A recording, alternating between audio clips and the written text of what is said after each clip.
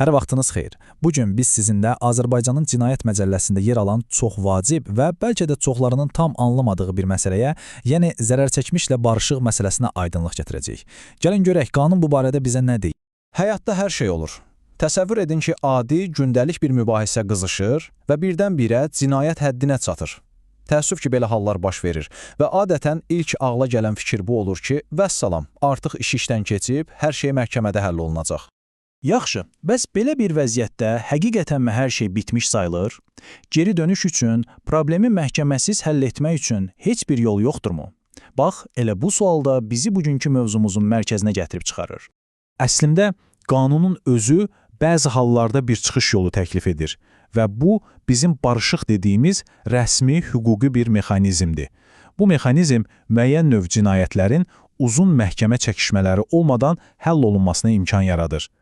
Konkret olaraq Cinayət Məcəlləsinin 73-cü maddəsindən danışırıq. Məhz bu maddə hansı şərtlər altında zərərçəkmişlə barışmağın bir şəxsi cinayət məsuliyyətindən tamamilə azad edə biləcəyini müəyyən edir. Yaxşı, bəs bu barışıq hansı şərtlər daxilində mümkündür? Gəlin, ilk növbədə bu prosesin təməlini təşkil edən ümumi qaydanın necə işlədiyinə birlikdə baxaq. Deməli, ən birinci və ən vacib şərt budur. Barışıq hər cinayətə şamil edilmir. Qanun deyir ki, bu yalnız böyük ictimai təhlükə törətməyən, yəni sadə dildə desək, daha yüngül cinayətlər üçün nəzərdə tutulub. Ciddi cinayətlərdə bu yoldan söhbət gedə bilməz. Proses isə belədir. Cinayəti törətmiş şəxs zərərçəkmişlə barışmalıdır və təbii ki, ona vurduğu ziyanı tam şəkildə ödəməlidir. Amma diqqət edin, ən vacib məqam 4-cü bənddədir. Şəxs məsuliyyətdən azad edilə bilər. Bax, o bilər sözü həlledicidir. Yəni, bu, avtomatik baş vermir. Məhkəmə işin bütün hallarını nəzərə alır və şəxsi azad edib etməmək barədə özü qərar verir. Yəni, son söz məhkəmənindir. İndi isə gəlin məsələnin daha maraqlı, daha konkret tərəfinə keçək. Çünki elə hallar var ki, orada nəticə heç məhkəmənin qərarından asılı deyil. Qanunun özü azad olunmağa birbaşa zəmanət verir. Baxın, bu maddə 73.2-nin işidir. Bu maddədə konkret cinayətlərin siyahısı verilir. Gəlin bir nümunə ilə baxaq, daha aydın olsun. Tutaq ki, iki qonşu park yeri üstündə mübahisə edir və biri digərinə yüngül xəsarət yetirir. Bu 128-ci maddədir. Əgər təqsirkar olan şəxs peşman olub üzr istəyirsə, digərinin müayinə xərclərini ödəyirsə və onlar rəsmi şəkildə barışırlarsa, iş avtomatik olaraq bağlanacaq. Niyə? Çünki bu cinayət birbaşa o zəmanətli siyahıya daxildir. Gəlin indi həmin siyahıya daha yaxından nəzər salaq. Deməli, bu siyahdakı birinci qrup birbaşa sağlamlığa qarşı yönəlmiş cinayətlərdir. Bura, məsələn, qəsdən sağlamlığa az, ağır və ya yüngül zərər vurmaq, güclü ruhi həyəcan vəziyyətində və ya özünü müdafiə edərkən həddi aşaraq kiməsə zərər vurmaq, hətta ehtiyatsızlıqdan sağlamlığa ağır zərər vurmaq kimi hallar daxildir.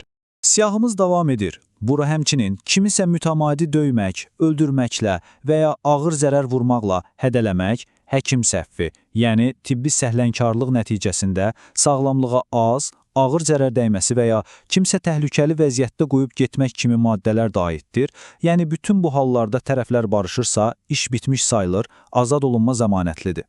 Və nəhayət, siyahdakı sonuncu qrup şəxsi həyatın toxunulmazlığı və mülkiyyətlə bağlıdır. Gördüyünüz kimi, kimisə şəxsi məlumatlarını icazəsiz toplamaq və ya yaymaq, kimisə mənzilinə və ya hər hansı bir şirkətin binasına qanunsuz daxil olmaq kimi əməllər də, bəli, bu zəmanətli barışıq siyahısındadır. Beləliklə gördüyümüz kimi iki fərqli vəziyyət var. Birində məhkəmə qərar verir, digərində isə qanun özü zəmanət verir. İndi gəlin bu ikisi arasındakı o vacib, həlledici fərqi və siyahıda olmayan digər cinayətlərin taleyini tam aydınlaşdıraq. Baxın, bu cədvəl hər şeyi çox sadə şəkildə izah edir. 73.1-ci maddədəki ümumi halda qanun deyir ki, şəxs azad edilə bilər. Bu, məhkəmənin seçimidir. Amma 73.2-ci maddədəki konkret, zəmanətli hallarda isə qanun qətidir. Şəxs azad edilir, nöqtə. Yəni, bu artıq məcburi bir qaydadır. Fərq, bax, bu qədər kəskindir. Yaxşı, bəs bu siyahılarda olmayan başqa cinayətlər necə? Məsələn, oğurluq və ya dələduzluq. Bu sualın cavabını 73.3-cü maddə verir. Qanundan gətirilən sitata fikir verin. Yəni, qısası, əgər bir cinayət bizim danışdığımız o xüsusi siyahılarda yoxdursa, barışıqla məsuliyyətdən azad olmaq mümkün deyil. Yalnız o halda olar ki, həmin cinayət haqqında olan maddənin özündə belə bir imkan ayrıca qeyd edilsin ki, bu da çox nadir bir haldır. Gəlin indi yekunlaşdıraq və bu barışıq mexanizminin ümumiyyətlə niyə bu qədər vacib olduğuna baxaq. Bunun təkcə tərəflər üçün yox, bütövlükdə cəmiyyət və bizim ədliyyə sistemimiz üçün böyük əhəmiyyəti var. Əslində, bu mexanizmin iki böyük üstünlüyü var. Bir tərəfdən zərər çəkən şəxs uzun məhkəmə prosesləri ilə üzləşmir. Vurduğu ziyan tez bir zamanda ödənilir. Bu onun üçün çox yaxşıdır. Digər tərəfdən isə məhkəmələrin onsuz da ağır olan yükü biraz da azalır. Yəni daha yüngül işlər sistemdən çıxır və məhkəmələr daha ciddi, daha ağır cinayətlərə vaxt ayıra bilir. Və sonda gəlin bir anlıq düşünək. Belə bir sual ortaya çıxır. Sizcə, bu barışıq institutu həqiqətən də ədalətin bərpa olunmasına kömək edir?